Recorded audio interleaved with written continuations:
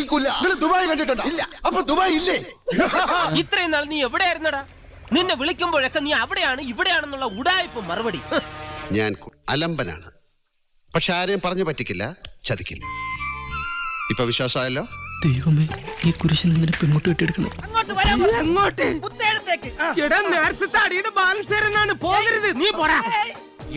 എന്റെ ലക്ഷ്യത്തിലെത്താൻ പുത്തെഴുത്തേക്ക് പുത്തെഴുത്ത്. ഞാൻ നേരത്തെ വന്ന് ഇടിയോണ്ട ആളാണെന്ന് പറയണ്ട.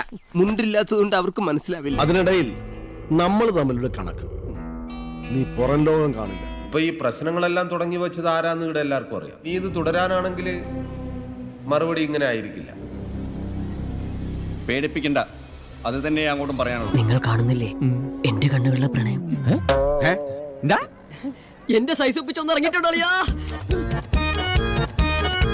അനിയൻ SI ആണെന്ന സ്വാധീനം വെച്ച് സ്പിരിറ്റ് കടത്താനാണ് പരിപാടിയെങ്കിൽ അത് നടക്കില്ല. എടാ, പരമശിവം സ്പിരിറ്റ് കടത്താൻ തുടങ്ങിയിട്ട് കാലം കുറച്ചായി. ഇതുപോലെ പല വെല്ലുവിളികൾ നേരിട്ടിട്ടുണ്ട്. ഇനി നിന്നോടാണെങ്കിലും അങ്ങനെ തന്നെ. ഇത്രേ ഉള്ളൂ, ഇത് ഈസി അല്ലേ?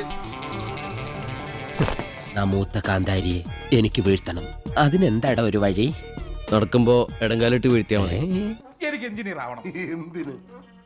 അതൊന്നും എനിക്കറിയണം, പക്ഷെ എനിക്ക് എഞ്ചിനീയർ ആയേ പറ്റൂ. നിനക്ക് കഴിവില്ല മോനെ. ഇപ്പോഴാണ് ഒരു ആവേശമൊക്കെ വന്നത്. നമുക്ക് തകർക്കാടം. എന്നെ അങ്ങ് തകർത്തുകളയത്രേ. വരട്ടെ. ആനപ്പുറത്തിരിക്കുന്ന കാക്കയുടെ വിചാരം ആന തന്റെ കീഴിലെന്നാ.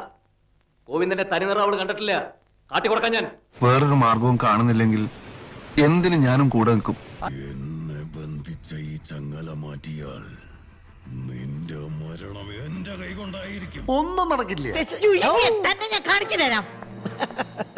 മേഡത്തെ നിങ്ങൾക്ക് അറിയില്ല.